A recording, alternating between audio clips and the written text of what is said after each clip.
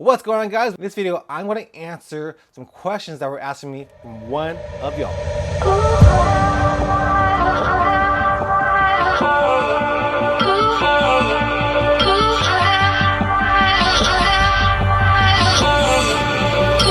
Alright guys, so I do get a lot of comments and questions down in the comment section, and I appreciate that. Thank you guys for interacting with me down in the comment section. I really appreciate it, and keep those comments coming. But there is one subscriber that has asked me a bunch of questions, and I try to get those questions and answer them as much as possible, but sometimes there's just a lot of questions and it's hard to answer those questions with a text. So I figured since she asked a lot of questions, I'm going to answer all her questions in this video. All right, so this subscriber's name is Aide. She asked a ton of questions. I really appreciate it. It looks like she's starting off her running journey and she's doing great. I think she recently just did a 5K. So that's awesome. And you know, when you are a beginner, you do have a lot of questions. And although I am not a pro runner, I am not even a great runner, I'm a mid-pack to back-of-the-pack runner, I try to answer the questions because I have been running for a long time and I was faster back in the day, but I'm not now. So take all my advice with a grain of salt, knowing that I'm a mid-pack to back-of-the-pack runner. So let's get on to the first question that Aide asked. All right, she asked, Goku, I'm stuck in jog mode. Can you share how to transition safely from jog to run? So I did do a video on what's the difference between running and jogging. And you know, there's really not too much a difference. So I think this is more of a question on how to get faster. So I think jogging and running is a term that can be used interchangeably, really. But in order to get faster, you have to run more. So either you could run more by just keep on doing what you're doing and running, you know, 3 or 4 times a week. That will get you to build your aerobic system so you're comfortable running. And then you can keep on kicking up the speed with every run that you make. But you know what? Early on when I was first starting running, I would do my weekly runs. And I know that there aren't 5Ks around that you could do, but that's what I would do every weekend. I would try to sign up for a 5K or 10K or half marathon. That way I always had a race during the month at least that I would push myself. And pushing myself by doing those 5Ks, 10K races every weekend was basically doing a speed session every weekend. So that's what really got me faster, by adding in some speed work such as doing races or just going out to the track and doing speed work over there. So definitely if you want to switch over from jogging to running, or basically just getting faster, you know, do some speed work and keep on running. All right, so this is the next question that Aide asked, and that is, so when running an ultra, about how long do you stay at each aid station where it won't negatively affect your time? So me, when I am doing an ultra marathon, I'm usually really almost DFL, dead effing last. That's what they call it, and they actually give you an award sometimes if you are the last person to cross the finish line at an ultra marathon. And regardless if you are a DFL or you're the first place person, you have to know your goal for that race. So for me, and my goals for like the ultra marathon that you probably watched, was probably the Rocky Raccoon 50 miler. That's where I knew that if I stayed at the aid stations too long, that I would actually not finish the race. So I had to know my goal, and knowing that each minute that I stayed at the aid station would cost me time because I'm not moving forward. So at aid stations, you really want to get out of there as fast as possible, but those aid stations are also a time for you to rest and relax so that you can build up the motivation to keep on going. So there is a little bit of balance there where you want to rest and you want to keep on going. So really you don't want to stay at aid stations too long, but you want to stay there long enough so that you can keep on going to the next aid station. A way for me to keep on going to aid station is just to grab the food that I want and then keep on walking so that I can walk and eat. And generally when I'm doing an ultra marathon anyway, I'm not doing much running. So walking and eating is a way for me to keep on going past those aid stations. But for sure, you want to minimize the time at aid stations as much as possible so you can get your goal times. The next question that she asked is how to pace herself for a 5K or 10K.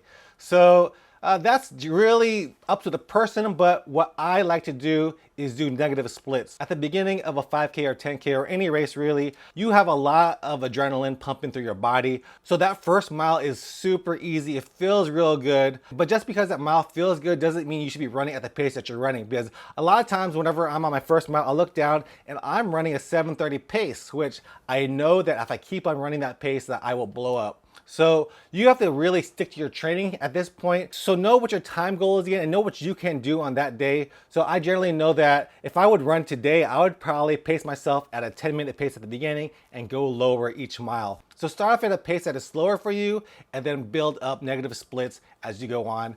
That's the way I like to do my races. And that's the way I pace myself, basically by doing negative splits. All right, so this is another question. She asked, Goku, did you run 3-1, 11-minute pace for the entire marathon? What made you choose a 3-minute run, 1-minute walk for this marathon? I think this was probably the Houston Marathon that I did, where I did a 3-1 run walk. So I basically ran for 3 minutes and walked for 1 minute. And I learned this from my first 50 miler. I was never a run walker, and during the halfway point on my 50 miler, I was thinking about not going on because I still had another 25 miles to go.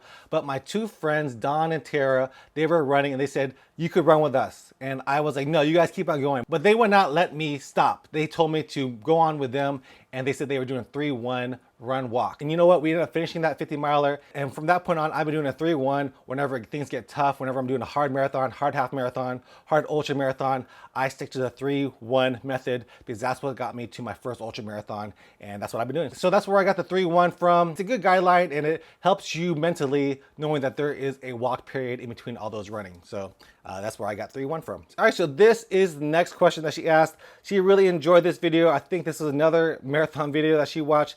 She said, Goku, you have to do a video of what to eat before, during, and after a marathon. So there is a very popular saying is only do what you do during training. So basically the weeks before, you should be practicing how to eat. You should be eating a normal breakfast and then go for a run. And then you see during that training period if that works for your body. And if it doesn't, don't do that on race day. What I generally like to eat before my race is probably a banana or bagel, and that's about it. And then during the race, or before the race actually, 15 minutes before the race, I will take down a goo or a cis, whatever type of energy gel that I'll get to get some calories and to get some carbs into my body before I start running. And then after that, every 45 minutes to an hour, I will try to take another goo or gel during the race. So that's what helps me during the race. And I will also eat a lot of stuff on the course, but you should not do what I do. Just do as I say. Know what your body can take in and do that. Don't change anything up on race day so you don't have any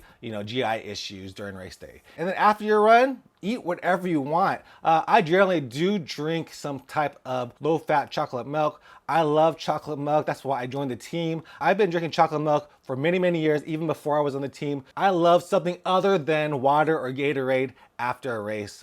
People like beer. I'm not a big beer drinker. But after your race, eat whatever you want to eat, recover. Definitely try to get some protein into you and hydrate yourself up so that you can recover right. So this is another question about ultra marathon and the aid stations. And she asked, do they have vegan options over at the aid stations at ultra marathons? And the answer to that is yes, they definitely do. Oreos are vegan, right? So you can definitely eat Oreos. They definitely have a bunch of nuts, candies, all those things. I know a lot of aid stations nowadays do have vegetarian and vegan options for you if you want to go that way. And if they don't have anything that you want, they also have drop bags. So in ultra marathons, you do get drop bags where you can give them a bag and they'll drop them off at different points along the course. So if you have something specific that you want to eat, you can get it out of your drop bag and eat it that way. So if you want to go vegan, you definitely can during an ultra marathon. So this is another question. This is, can you talk about proper attire for running when weather changes?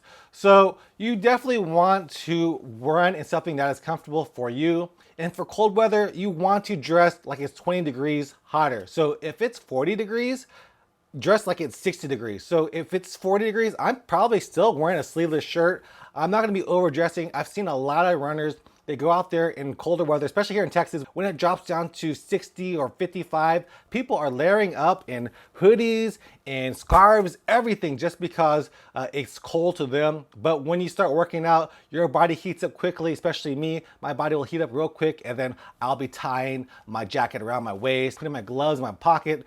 So you really don't want to be overdressing. My tip for colder weather especially is to dress like it's 20 degrees hotter. So that's how you should be dressing when it's colder. And when it's hot, take as much clothes as possible as you can. Whenever it does get hot in the summer, I'm a big dude, I have a big old belly. I don't care. I'm taking off my shirt, trying to cool myself down as well. So wear what's comfortable for you when you run. If it's cold, don't overdress. This is a question about jumping rope, and she asked, was it difficult for me the first time I started jumping rope? And the answer is yes. I think it's just like running or anything else. Jumping rope is a little bit more difficult because there is a little bit of skill involved jumping over that rope. And You know, maybe the first time you're not very good, maybe the first day, maybe the first week you're not good, but if you keep on doing it, the better you'll get. Just like running. If you keep on running, the better you'll get. The more and more you do it, the faster you'll get, the better you'll get. It's just about consistency. Keep on doing it and you'll get good. I'm still not the best jump roper. I still have a long ways to go in order to do all these little cool tricks that I want to do. Jump roping wasn't easy at the beginning, but now I'm a little bit better and hope to get even better. All right, the last question is, how much weight have I lost running? The answer to that is I haven't lost any weight. I've actually gained weight. I started running back in 2010. I was probably 220 pounds and I thought I was overweight. If you guys haven't seen my running story, definitely check that out. I talk about it over there. But I started running to lose weight, but I haven't lost a lot of weight running. And like I said, I've actually gained weight running. And that's mainly because of my diet. My diet isn't the greatest and I want to work on that. And this year I definitely plan to lose weight. And while running doesn't really make you lose weight, running will help me to lose weight. Like if I'm running more, I tend to eat a lot healthier. But it is also hard when you are running more because you get more hungry. And that's what happened to me. So you have to learn to not reward yourself with horrible food every time you run. You can do it every once in a while, but for me, I need to stay away from all that stuff and just try to work on my diet and keep on running because I do love running. So yeah, I haven't lost much weight or any weight really running. All right, Adaya, thank you for those questions on my YouTube videos. Keep those questions coming. If you guys want to ask me some questions in the comment section too. I will happily answer them when I get to them. And yeah, I hope you guys enjoyed this video. If you guys did, give me a like, subscribe to my channel, and I'll see you guys next time. Peace.